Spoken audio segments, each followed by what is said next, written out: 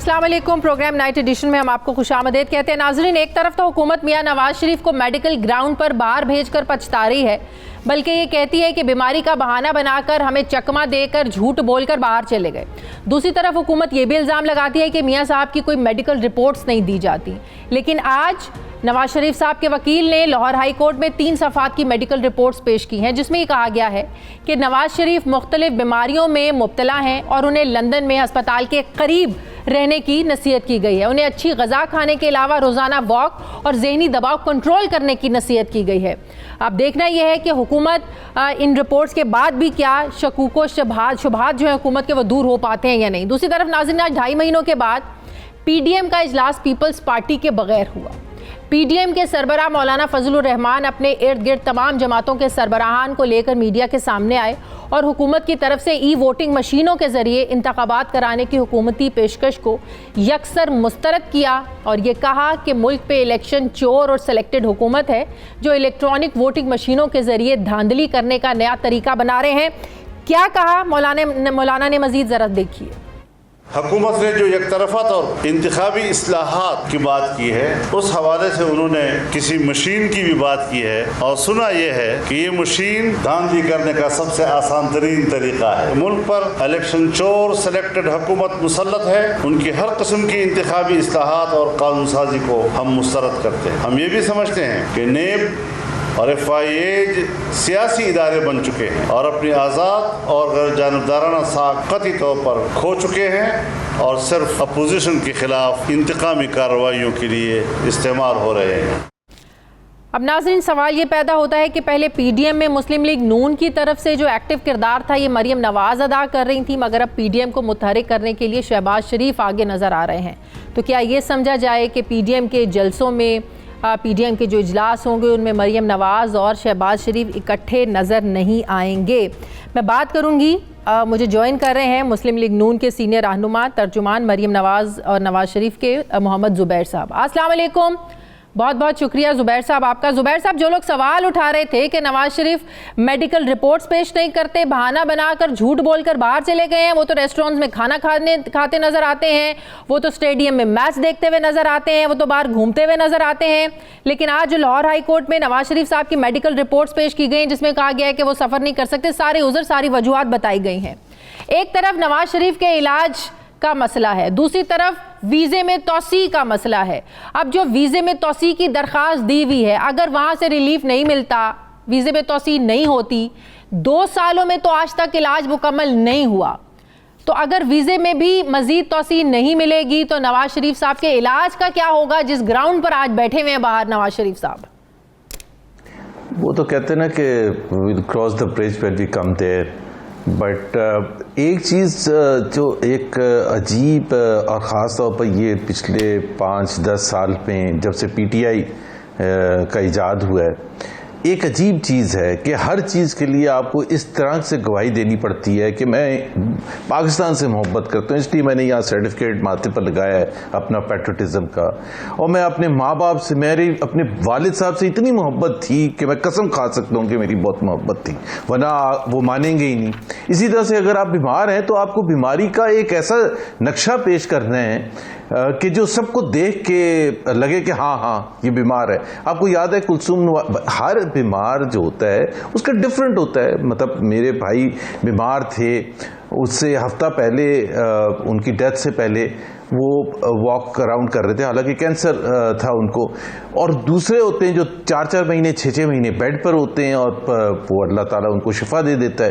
तो ये तो एक मेरा ख्याल है पर्सनल चॉइस होती है, इसको ये कहना कि वो वॉक कर रहे थे इसलिए बीमार नहीं है, या तो आप ये कहें कि जी हम इनकी बीमारी का मानते ही नहीं है, बट तो ये तो कहना कि वो रेस्टोरेंट में बैठे समझते हैं कि बहाना है, हमसे गलती होगी बाहर भेजकर, तरस आ गया इसलिए भेजा बाहर, वो तो नहीं मानते, अलान कहते हैं।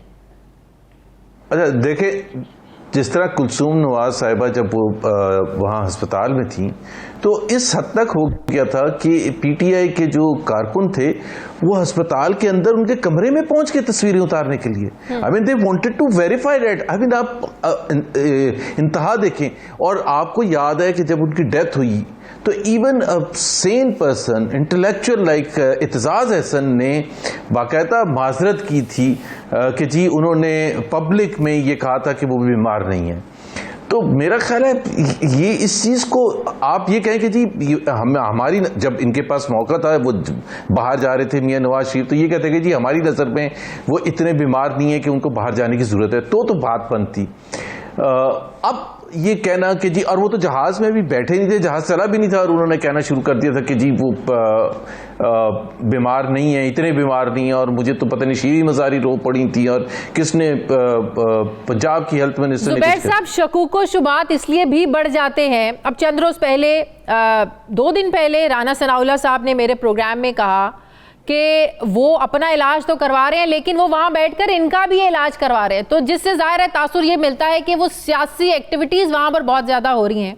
शायद नवाज शरीफ साहब को ये प्लानिंग वो वहां पर बैठकर कर रहे हैं कि इस हुकूमत को घर कैसे भेजना है, पीडीएम को एक्टिव कैसे करना है, मरियम नवाज साहिबा को क्या रोल देना है, शहबाज शरीफ साहब को कहाँ खड़ा करना है। तो इसी बहरहाल तासुर तो मिलता है जब नून लीग के लोग टीवी पर आकर ये कहेंगे कि वो तो यहाँ इस हुकूमत का इलाज करने बैठे हैं, तो सवाल तो उठेंगे। तो बिल्कुल कोई शक नहीं है, इसमें तो कोई शक ही नहीं है। मैं भी यही कहूंगा, मैं पीछे नहीं हटूंगा राना सनाउल्लाह की बात से। अगेन द पॉइंट इज कि वो एक तो पॉलिटिकल एक्टिविटी का जो तासुर है, कोई वो जलसे जुलूस या रैलीज तो नहीं निकाल रहे, बड़ी बड़ी मीटिंग्स भी नहीं कर रहे हैं। जो वो पॉलिटिकल एक्टिविटीज हैं वो उनकी मुशावरत कोई हफ्ते में एक दफा कभी होती है, और वहां से स्टेटमेंट आ जाती है, या मीडिया के सामने वो 5 मिनट या 7 मिनट किसी से बात करें, इस हद तक है जो उनकी सेहत भी इजाजत देती है। तो उसके अलावा तो हाँ बिल्कुल उनको पाकिस्तान की फिक्र है, और बिल्कुल उन्होंने वहां बैठ के पाकिस्तान की हुकूमत जो इस वक्त है हमारे पर मुसल्लत, उसका भी इलाज करना है, इसमें तो कोई शक नहीं है। वो बैठ के वहां बेफिक्र तो नहीं हो सकता कि जी जो मर्जी होता रहे पाकिस्तान में, मेरा इससे कोई ताल्लुक नहीं हो। तो मैं या आप या कोई भी हो, तो पाकिस्तान की तो फिक्र अपने हिसाब से। ना वो ये हुकूमत तो ये कहती है ना कि 3 मरतबा इस मुल्क ने आपको वजीर आजम बनाया, आप इज्जत से अपने मुल्क में वापस आए, आप वहां पर वीजे में तौसीक की दरखास्तें दे रहे हैं, अपने मुल्क में आए, यहाँ पर आकर सब कुछ करें, सियासत करने करें, इलाज करवाएं, बाहर आप बैठे हुए। हुकूमत पेश करती है, देखें ये सियासी जंग भी होती है, हुकूमत ने अपना पॉइंट ऑफ व्यू देना है, क्योंकि हुकूमत के लिए उनका सबसे बड़ा हरीफ जो है वो मियां नवाज शरीफ है, इसमें तो कोई शक नहीं है। और वो उसी से पता चलता है कि 4 या 5 प्रेस कॉन्फ्रेंसेज होती हैं, मियां नवाज शरीफ, मरियम नवाज, शहबाज शरीफ, PMLN, उसकी बात होती है। तो उनका तो हदफ है, तो इसमें तो हमें कोई हैरानी नहीं होती है कि जी ये क्यों मियां नवाज शरीफ की बात कर रहे हैं। मियां नवाज शरीफ के हवाले से 2 चीज़ें हैं, जिसका एक मैं बिल्कुल बरहमला इजहार करता हूँ, और आप पता नहीं किसी और नून लीग के लीडर को भी कोट करेंगी कि जी जुबैर साहब तो ये कह के गए थे। देखिए, एक तो इंसाफ के तकाजे यहाँ पूरे नहीं हुए थे मियां नवाज शरीफ के हवाले से, बाकियों के भी नहीं हुए, लेकिन खास तौर पर मियां नवाज शरीफ के हवाले से सुप्रीम कोर्ट में डिस्क्वालिफिकेशन, अभी मैंने आपको खुद बताया कि UN लीगल कन्वेंशंस की बिल्कुल धज्जियां बखेर दी गई कि ट्रायल ही नहीं हुआ और सीधा सजा सुना दी गई, और सिर्फ सजा नहीं सुना दी गई, डिस्क्वालीफाई नहीं किया गया, साथ में ये भी ऑर्डर दिया गया कि जी आप नैब को कि जी 3 रेफरेंसेस फाइल करें। NAB is an independent organisation, Supreme Court की डायरेक्शन में वो काम नहीं करती है। साथ में ऊपर से नैब के ऊपर मॉनिटरिंग जज बिठाया, साथ में ये भी कहा नैब को कि ये जो फैसला है ये इतने महीनों में होना चाहिए, जो कि तारीख में कभी नहीं हुआ, और वो फैसला इसलिए इतने महीनों में करना था कि ताकि जब जुलाई 2018 में इलेक्शन हुए तो कन्विक्शन हो जाए। और फिर वो जो जज साहब थे जिन्होंने फैसला सुनाया, जो इस दुनिया में नहीं रहे हैं, उसके बारे में उस केस के कंडक्ट के हवाले से सुप्रीम कोर्ट ये कहता है कि हमारे सर शर्म के, अगर सुप्रीम कोर्ट के जजेस के सर शर्म से झुक गए उन जज के कंडक्ट के हवाले फिर आप लोगों से जब ये सवाल किया जाता है कि नवाज शरीफ साहब कब वापस आएंगे, कोई इरादा है, तो ये भी जवाब हमें सुनने को मिलता है कि जब उनका इलाज मुकम्मल होगा तब आएंगे। लेकिन दूसरी तरफ आप ये भी कहते हैं कि इंसाफ के तकाजे पूरे नहीं होते। फिर आप लोग अलग ऐलान ये बात कहें कि भाई यहाँ पर उनको इंसाफ नहीं मिलना है, वो आएंगे, उन्हें जेल भेज दिया जाएगा, पहले भी उन पर झूठे मुकदमात बने, सजा दिलवाई गई, तो मजीद अब वो ये भुगतने को तैयार नहीं है, लिहाजा वो वापस नहीं आएंगे। फिर इलाज को जरा पीछे रखें ना। It's not a matter of going to jail, it's not a matter of going to jail. ये सिर्फ बात है इंसाफ के तकाज़ों की कि इंसाफ के तकाजे पूरे होते हुए हमें नज़र आते हैं या नहीं आते। अब अगर आप ये कहें कि जी मोहम्मद सफैर ये आप जो अभी बात कर रहे हैं, ये तो फिर असल बात तो ये है। मैं ये कहता हूँ, और बरमला मैंने तभी ये कहा कि मैं बिल्कुल खुल के इसका इजहार करता हूँ, और मैं उन लोगों में शामिल हूँ, लाखों पाकिस्तानी में, PMLN के चाहने वालों में, मियां नवाज शरीफ के चाहने वालों में, जो हम ये कहते हैं कि हम उनका सर यहाँ इस तरह से जो नाइंसाफ़ी यहाँ होती रही है और जिसमें जान की हद तक ख़तरा होता है, आप और मैं खुल के इजहार नहीं करते हैं जब वो हो रहा होता है। हाँ, 10 साल के बाद बड़े तज्जिए होंगे कि 2021 में कितना ज्यादती हुई थी, कितना जुल्म हुआ था। अभी मुझे आप सिर्फ एक बात आप बताते रहनुमाई करते हैं। अगर यहाँ डिक्टेटरशिप अगर यहाँ नहीं है तो मतीउल्लाह जान का सिर्फ मैं पूछ रहा हूँ कि उनको कौन उठा किया था, किसने उठाया था और किसने छोड़ा था। अगर हमें 6 महीने के बाद इस मुल्क इस्लामाबाद से एक वेल नोन जर्नलिस्ट को उठाया जाता है, लेकिन 6 महीने के बाद तक किसी को नहीं पता चलता, तो प्लीज ये तो ना कहें कि ये यहाँ बड़ी जबरदस्त। साहब मुझे ब्रेक लेनी है, मैं जरा ब्रेक ले लूं। ब्रेक के बाद आकर PDM जो पाकिस्तान पीपल्स पार्टी के बगैर आज इजलास हुआ, PDM का मुस्तकबिल क्या है, मरियम नवाज का क्या रोल होगा, शहबाज शरीफ साहब क्या इसको लीड करेंगे, इस बारे में भी आपसे कुछ सवाल करने हैं। मुझे ब्रेक लेनी। नाज़रीन वापस आते हैं छोटे से वक्फे के बाद।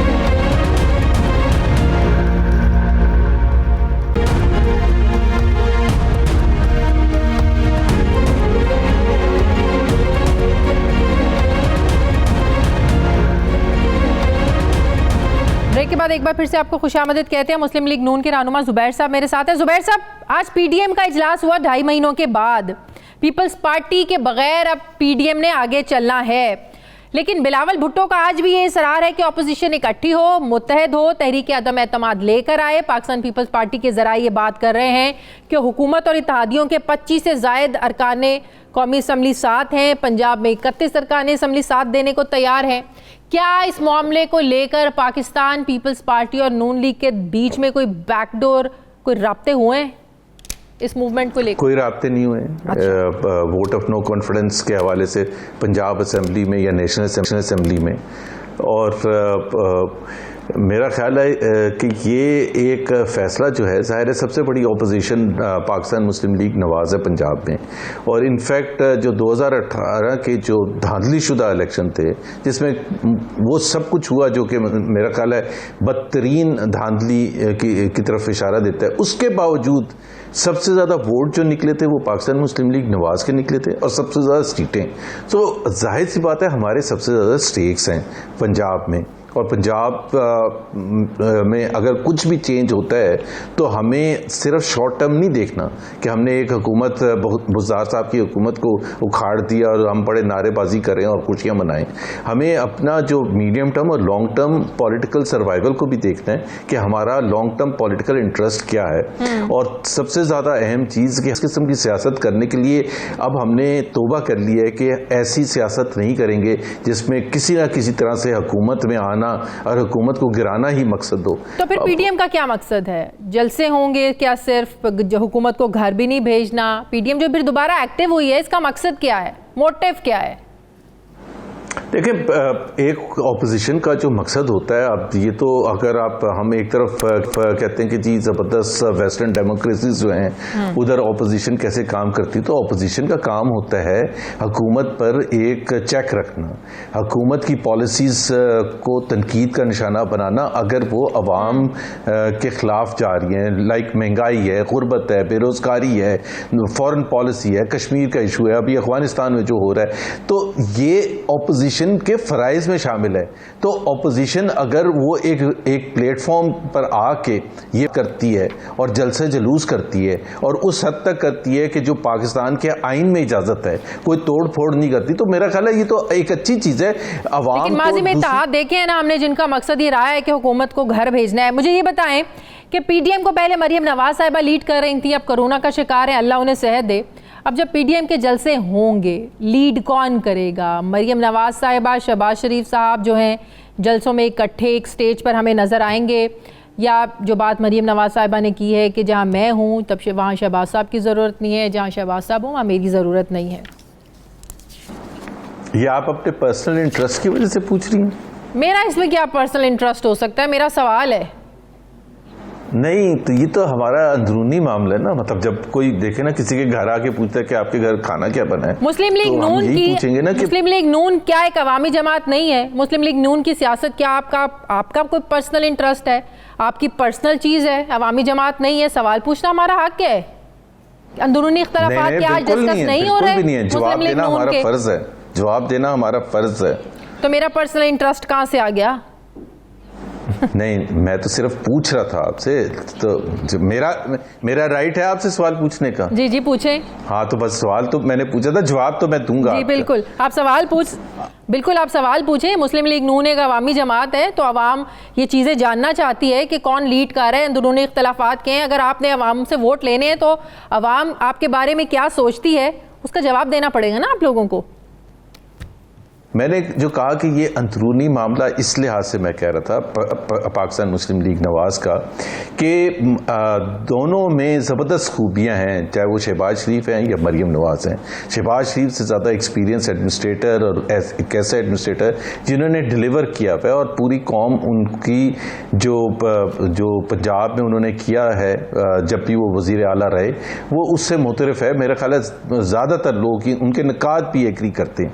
अब ज़ाहिर है वो खूबियाँ हैं और पाकिस्तान मुस्लिम लीग नवाज के लिए वो बड़ी ज़बरदस्त खूबियाँ हैं। Maryam Nawaz is a crowd puller, वो जहाँ भी जाती हैं मजमा इकट्ठा कर लेती हैं, लोगों में एक जोश जज्बा पैदा हो जाता है उनके जलसों में।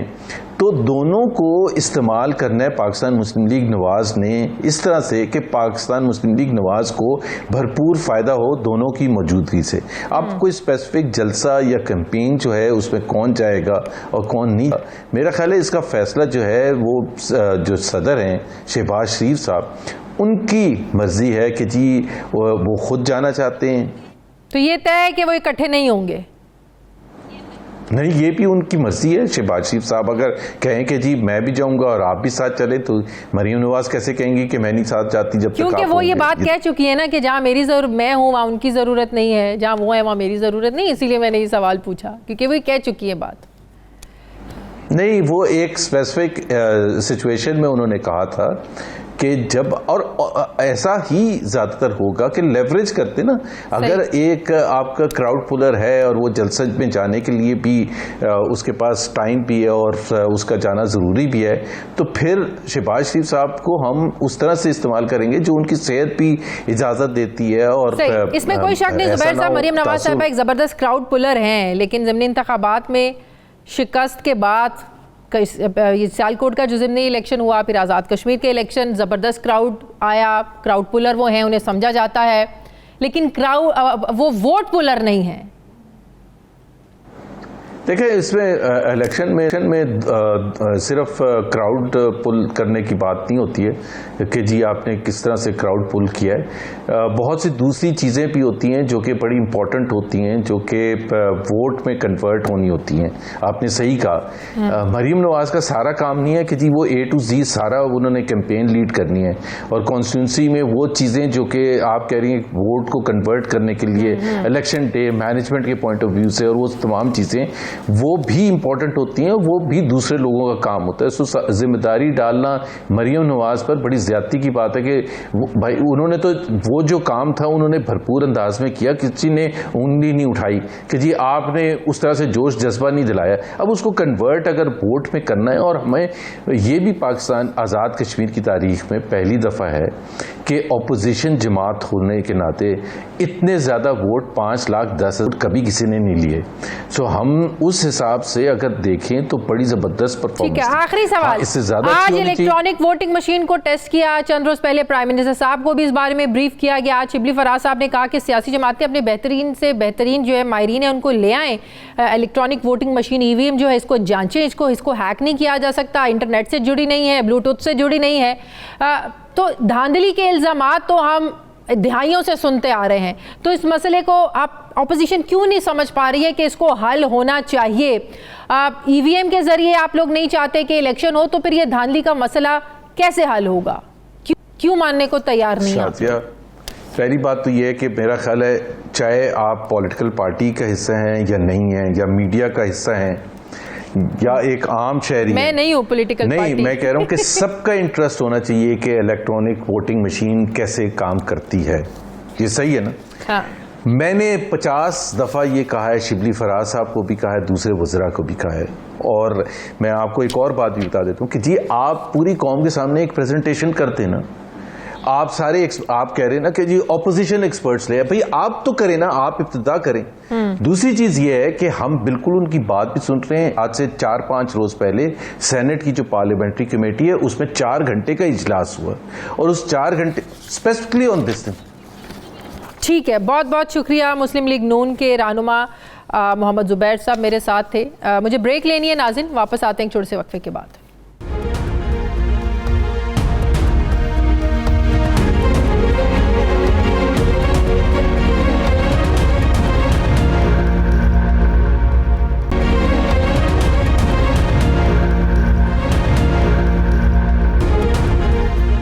ब्रेक के बाद एक बार फिर से आपको खुशामदीद कहते हैं। वज़ीर मुमलिकत बराए पार्लिमानी उमूर तहरीक इंसाफ के रहनुमा अली मोहम्मद खान साहब मुझे ज्वाइन कर रहे हैं। अस्सलाम वालेकुम, बहुत बहुत शुक्रिया अली मोहम्मद खान साहब ज्वाइन करने के लिए। अली मोहम्मद खान साहब, जब से नवाज शरीफ साहब बाहर गए हैं, हुकूमत को पछतावा लगा हुआ है, प्राइम मिनिस्टर हों, वुज़रा हों, एक ही बात करते हैं कि ये धोखा देकर चले गए हैं, गलत मेडिकल ग्राउंड्स पर चले गए हैं, बहाना बनाकर जो है ना ये चले गए हैं, और कोई रिपोर्ट्स भी पेश नहीं करते। कल ही शहजाद अकबर साहब एक हमारे ही टेलीविज़न पर आकर ये कह रहे थे कि कोई इन्होंने आज तक कोई रिपोर्ट, मेडिकल रिपोर्ट जमा नहीं कराई। आज नवाज शरीफ साहब के वकील ने लाहौर हाई कोर्ट में रिपोर्ट जमा कराई है, नई मेडिकल रिपोर्ट्स उनकी पेश की हैं, जिसमें कहा गया है कि वो मुख्तलिफ बीमारियों में मुब्तला हैं, वो सफ़र नहीं कर सकते, उनको रहने की उस जगह इजाज़त दी गई है कि जहां आपका अस्पताल हो, करीब ही आप जगह लेकर रहें, कोई भी इमरजेंसी हो सकती है। क्या इन रिपोर्ट्स के बाद भी हुकूमत को कोई शकूको शुबहात, तहफ़्फ़ुज़ात हैं, या आज भी आप यही समझते हैं कि धोखा देकर, चकमा देकर, झूठ बोलकर चले गए? जी बिस्मिल्लाहिर्रहमानिर्रहीम, बहुत शुक्रिया जी। अल्लाहुम्मा सल्लि व सल्लिम व बारिक अला सय्यिदिना मुहम्मद रसूलुल्लाह ख़ातमुन नबीय्यीन सल्लल्लाहु अलैहि व आलिहि व अस्हाबिहि वसल्लम। आज 11 अगस्त है, बड़ा अहम दिन। सिर्फ एक नुक्ता सामने रख के फिर बात आगे बढ़ाते हैं, क्योंकि 14 अगस्त पे आने वाली है जी, और शायद 14 अगस्त से पहले आपके साथ ये मेरा आखिरी प्रोग्राम हो। तो आपकी नाजरीन को और आपको और आपकी टीम को, 92 न्यूज़ को, पूरे पाकिस्तान को मेरी तरफ से जो है 14 अगस्त जश्न आज़ादी, बहुत बहुत इंडिपेंडेंस डे बहुत बहुत मुबारक हो जी। इस मैसेज के साथ, इस रिक्वेस्ट के साथ कि हम ज़रूर अपने मुल्क के लिए उस तरह से सोचें जिस तरह हम अपने माँ, अपने घर के लिए सोचते हैं। और इंशाल्लाह कोई भी माँ, जो कोई भी बेटा या बेटी को बताना नहीं पड़ता कि आप अपनी माँ का ख्याल कैसे रखें, अपने घर का। हम सबको पता है हमने क्या करना है। तो इस 14 अगस्त को हम ये अपना एहतसाब करें कि इस पिछले साल में आपने, मैंने, हम सब ने अपने मुल्क को कितना मजबूत किया, और आइंदा के लिए हमारा, अगले साल के लिए हमारा अपने का प्लान क्या है। और चूँकि आज 11 अगस्त है, माइनॉरिटीज़ के लिए इम्पोर्टेंट दिन है। आज के दिन हमारे कायद ने इम्पोर्टेंट एक बयान भी दिया था नॉन मुस्लिम्स के लिए। तो हम अपने मुल्क में नॉन मुस्लिम्स का ख्याल रखें और ज़्यादा इस चीज़ को यकीनी बनाएं कि उनकी इबादत गाहें और उनको हर तरह की मजहबी आज़ादी हो। और जिस तरह से एक वाक़या मंदर का हुआ जिस पे करारदाद हमने पेश की, मेरे हाथ से वो पेश हुई, पूरे ऐवान ने उस पर अफसरदगी का इजहार किया, और आज अल्लाह ताला के करम से, और इस पे इस्लाम भी हमें पाबंद करता है कि नॉन मुस्लिम्स की इबादत गाहों का हम ख्याल रखें। तो देखें, इस मुल्क हमने मिल के मजबूत करना है। मियाँ साहब के हवाले से आपने सवाल किया है, कोई ऐसी कोई बात नहीं थी कि जब उनकी बीमारी हुई तो मुझे, यानी कि मैं इस बात का विटनेस हूँ, मैं किसी और की बात क्यों करूँ, मैं विटनेस हूँ कि वज़ीर आज़म साहब इंतहाई फ़िक्रमंद थे, और उन्होंने काबीना में इस पर डिबेट करवाई, और उन्होंने ये इसका इजहार किया कि अगर वो वाकई इतने बीमार हैं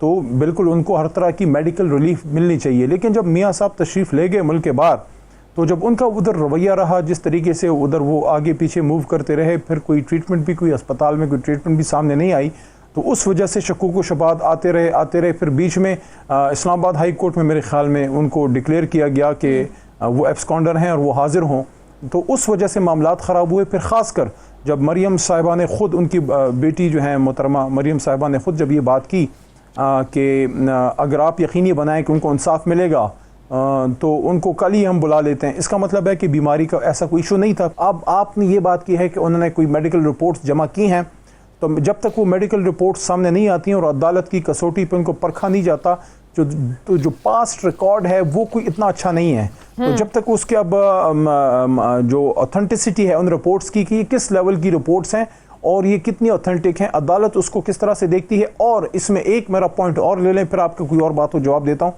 कि जिस अदालत से वो फ्यूजिटिव हैं, जहाँ से वो एब्सकॉन्डर हैं, इस्लामाबाद हाई कोर्ट में जहाँ उनको बुलाया जा रहा था, मैं इस बात को ज़रूर देखना चाहूँगा कि वो मेडिकल रिपोर्ट्स वहाँ पेश होती हैं। जिस अदालत ने उनको बुलाया कि आप आएँ और वो कह रहे हैं कि बीमार हैं, तो क्या उनकी मेडिकल लाहौर हाई कोर्ट में तो पेश हुई, इस्लामाबाद हाई कोर्ट में भी जानी चाहिए रिपोर्ट, जहां से एब्सकॉन्डर हैं। बाकी तो सारी अदालतें जो है मोहतरम हैं, लेकिन जहां से एब्सकॉन्डर हैं उस अदालत में देखा जाएगा कि आपकी रिपोर्ट्स की कितनी वैरासिटी है। मत भूलें कि उस अदालत के सामने मरियम बीबी का जो बयान है बड़ा इंपॉर्टेंट था, जब उन्होंने कहा था कि आप कल यकीनी बनाएं इंसाफ मिलेगा, हम उनको बुला लेंगे। इसका मतलब है हेल्थ ग्राउंड्स को इतने बड़े इश्यूज नहीं थे। सही, क्या यही वजह है नवाज शरीफ साहब के एक्सपीरियंस को मद्देनजर रखते हुए कि आप लोग आज भी ये समझते हैं कि वो झूठ बोलकर बाहर गए हैं? मरीम नवाज साहिबा भी अपने एक इलाज के लिए जाना चाहती थी, नाम उनका ECL में डाला गया। अब उनके बेटे का निकाह है 22 अगस्त को, उन्होंने ट्वीट किया, मैं जेल में थी जब मेरी वालदा का इंतकाल हुआ, अब मेरे बेटे का निकाह है, लेकिन बदकिस्मती से इंतकामी कार्रवाइयों का, बोगस कार्रवाइयों का निशाना बनाया जा रहा है, जिसकी वजह से मैं शिरकत नहीं करूँगी, ना ही को दरख्वास्त दूँगी। क्या हुकूमत इस बात पर हुकूमत अटल फैसला कर चुकी है कि कुछ भी हो, बेटे की शादी हो, निकाह हो या कोई बीमारी हो, मरियम नवाज को बाहर नहीं भेजेंगे आप लोग? देखें, जहाँ तक मेरी मालूमात का ताल्लुक है, जो उनके बरखुरदार हैं वो पाकिस्तानी नेशनल हैं, और ज़ाहिर है ये एक राइट होता है, प्रेरोगेटिव किसी का भी है कि वो जहाँ चाहे कोई शादी वगैरह जिसने करनी है और जिस जगह पे चाहे वो कर सकता है, जिस मुल्क में चाहे। लेकिन आप पाकिस्तानी हैं, अगर आपके पेरेंट्स को इशू है और वो नहीं आ सक रहे क्योंकि लीगल इशू केसेस में वो इन्वॉल्व हैं, तो आप आ जाएं, आप यहाँ पे निकाह कर लें, या अगर आपने जाना है तो आप दरख्वास्त दे दें। इंटीरियर मिनिस्ट्री और जो जिम्मेदार इदारे हैं वो देख लेंगे, अगर आपका लीगल राइट बनता है और आपको, तो फिर देख लेंगे कानून के मुताबिक अगर आप जा सकते हैं आप अप्लाई तो करें। बाकी आप तो देखें, यहाँ पे देखें वी आर ऑल इक्वल, कोई आसमान से उतरा हुआ कोई नहीं है। या देखें तो वो देख लें, अगर उनके कोई लीगल इश्यूज हैं वो अप्लाई करके देख लें, लीगल इश्यूज हैं तो वो नहीं जाएंगे। लेकिन ये कहना कि देखें हमदर्दी इस तरह से, देखें लेट्स नॉट प्ले जो वो मजलूम कार्ड नहीं होता। अच्छा। हम कोई इतने सारे मजलूम सारे नहीं हैं, सबको पता है हम सच कितना बोलते हैं। मैंने या आपने तो नहीं कहा था ना कि मेरी पाकिस्तान से बाहर, तो क्या पाकिस्तान के अंदर भी प्रॉपर्टीज नहीं है? तो रिकॉर्ड स्पीक्स फॉर इटसेल्फ।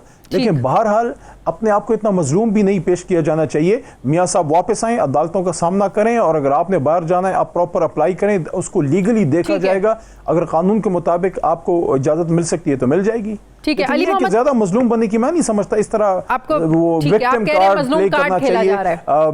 आप ठीक ठाक, आपके वसाइल हैं, आपके पास ठीक ठाक लीगल टीमें मौजूद हैं, और आप एक बड़े एक पावरफुल फैमिली से आपका ताल्लुक है। ठीक है, यहाँ तो कमजोर लोग और हैं, गरीब लोग और हैं, जिनके मसाइल हैं, जो जेलों में सालों रुल रहे हैं, जिनके पास इलाज के पैसे नहीं है, जिनको छोड़ के आप मुल्क से बाहर चले गए। अली मोहम्मद खान साहब, वक्त आ गया है, थोड़ा आगे बढ़ते हैं। आज PDM का इजलास हुआ और यहाँ आके अपनी चीजें फेस करें। ठीक है, PDM का आज इजलास हुआ, उन्होंने एक बार फिर से मुस्तरद किया इंतखाबी इस्लाहात, जो इलेक्ट्रॉनिक वोटिंग मशीन, जिसको आज टेस्ट भी किया शिबली फराज साहब ने, स्पीकर कौमी असम्बली ने, और कहा कि सियासी जमातें अपने बेहतर से बेहतरीन माहिरीन को लेके आएँ, टेस्ट करें, लेकिन अपोजिशन इसको मानने को तैयार नहीं है। कैसे आप इसको इम्प्लीमेंट करवाएंगे 2023 के इंतखाबात में? इलेक्शन कमीशन के भी तहफ़्फ़ुज़ात हैं, अपोजिशन भी नहीं मानती है, क्या करेंगे आप लोग? देखें, ये जो आपने किसी चीज़ का नाम लिया वो तो मेरे ख्याल में काफ़ी अर्सा पहले जो है जहाँ भाग हो चुकी है, उसका क्रियाक्रम हो चुका है, उसका जनाजा खुद मौलाना साहब ने पढ़ाया था। तो ये जो भी मखलूक है, पता नहीं 4 टांगों की है 10 टांगों की है, मुझे नहीं पता, लेकिन आप अजीब यहाँ पे इनका बयानिया है। एक तो वो PDM है ही नहीं जो कोई थी। देखें, वैसे ही मैंने अज़राए तफन्नुन ने एक बात की, लेकिन ऑन अ सीरियस नोट, किधर है पीपल्स पार्टी इसमें? आपकी तो आपस में फूट है। फिर PDM का कोई एक बयानिया ही नहीं है। यहाँ पे मौलाना साहब की बयानिया तो ये है, वो तो खान साहब की और PTI का नाम सुनना नहीं चाहते, खान साहब की शक्ल वो वज़ीर-ए-आज़म साहब की देखना नहीं चाहते। वो एक आंख उनको तहरीक इंसाफ नहीं बाती, क्योंकि उनका मैंडेट जो है हमें मिला है खैबर पख्तूनख्वा से, या जो भी रिलीजियस वोट था उनका वो PTI को मिला है। सही। दूसरी चीज़ ये है कि जो आपका PDM के अंदर का बयानिया है, मरियम बीबी का कुछ और है, शहबाज साहब तो ताउन के लिए था, वो कहते हैं कि मैं तो पाकिस्तान के लिए किसी के गोटे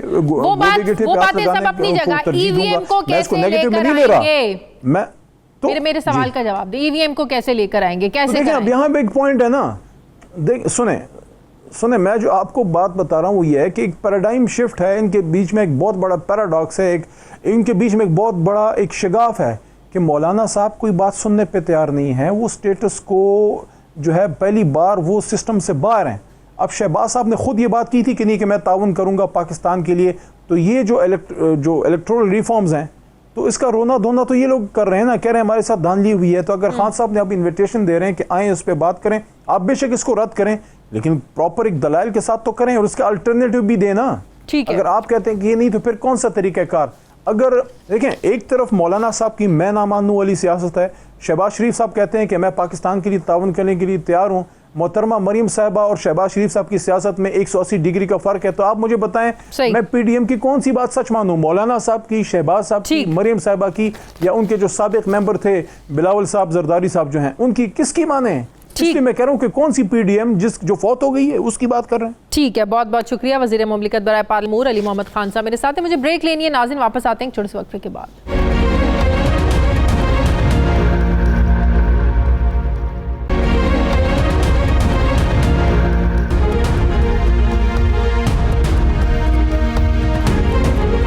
ब्रेक के बाद एक बार फिर से आपको खुशामदीद कहते हैं नाजरीन। यूरोप के डिसइन्फो लैब के जरिए इंडियन क्रॉनिकल्स के प्रोपेगेंडा नेटवर्क के पकड़े जाने के बाद अब पाकिस्तान की मिनिस्ट्री ऑफ इंफॉर्मेशन के डिजिटल मीडिया विंग ने कुछ हैरत अंगेज इंकशाफात किए हैं कि भारत किन किन तरीकों से पाकिस्तान के रियासती इदारों के खिलाफ सोशल मीडिया के जरिए जाली खबरों को फैलाकर आलमी तौर पर गुमराही को फैला रहा है।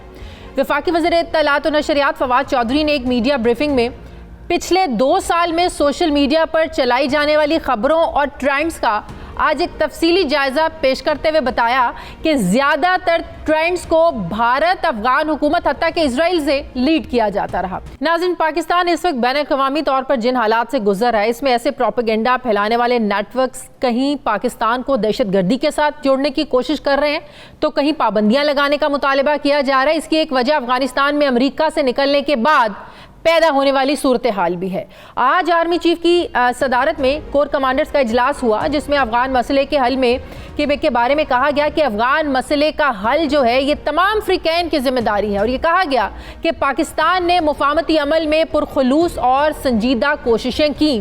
नाजरीन, अफगानिस्तान में सिक्योरिटी फोर्सेस और अफगान तालिबान के दरमियान जो पीस प्रोसेस है, पीस डील है, ये काबिल अमल नज़र नहीं आ रही है। तालिबान ने अमरीकी फ़ौजों के अफगानिस्तान से निकल जाने के बाद पहले देही इलाकों पर कब्जा करना शुरू किया, जिसमें उन्हें ज़्यादा मज़ाहमत का सामना नहीं करना पड़ा था। फिर तालिबान ने सरहदी इलाकों पर कब्जा किया और अब सूबाई दारुल हुकूमतों यानी बड़े शहरों पर अपना कंट्रोल कायम करते जा रहे हैं। नाज़रीन, ये सूरत हाल किस तरफ जा रही है, इस पर मैं बात करूंगी। जो इन उमूर पर गहरी नज़र रखते हैं, सलीम साफ़ी साहब, सीनियर सहाफ़ी तज्ज़ियाकार, मुझे ज्वाइन कर रहे हैं। अस्सलाम वालेकुम, बहुत बहुत शुक्रिया साफ़ी साहब आपका।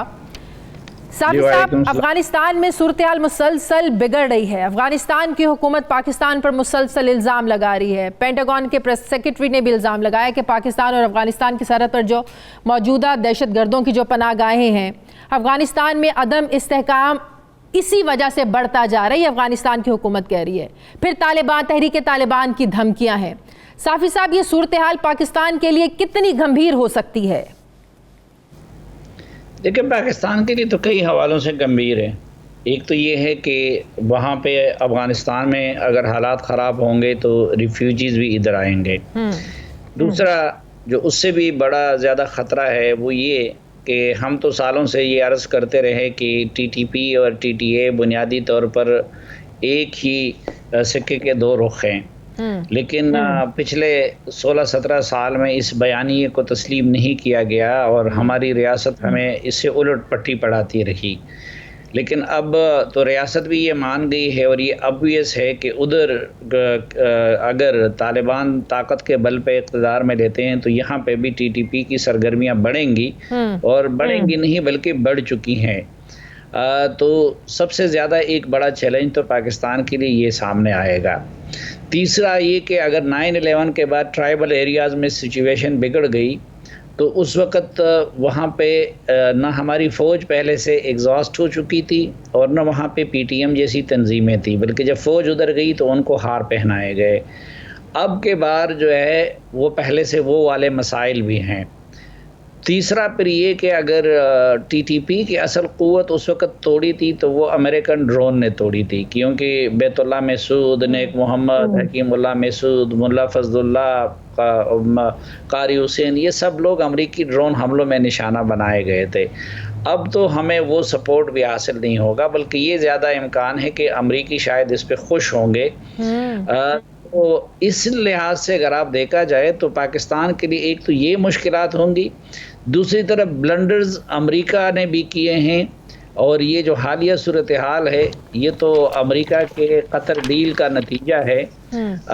लेकिन जाहिर है कि वो कुर्बानी का बकरा पाकिस्तान को बनाना चाहेंगे और एक तो ये है कि बड़ी ताकतें उनकी लॉबिंग इतनी होती हैं, उनकी मीडिया की ताकत इतनी ज़्यादा होती है कि वो अपना ब्लेम दूसरों की तरफ डाइवर्ट कर सकते हैं। आप देखें पाकिस्तान में भी मसलन अब हर ब्लंडर इमरान खान करता है, लेकिन इधर लोग कहते हैं कि जी इमरान खान तो खुद ठीक है, ये तो उसके वो फलां वज़ीर और उसकी मुशीर ठीक नहीं है, उसका ये ठीक नहीं है। तो ये दुनिया का ये उसूल भी है कि ताकतवर पानी का बकरा नहीं बनता, वो कमज़ोर मुल्कों को बनाना चाहता है।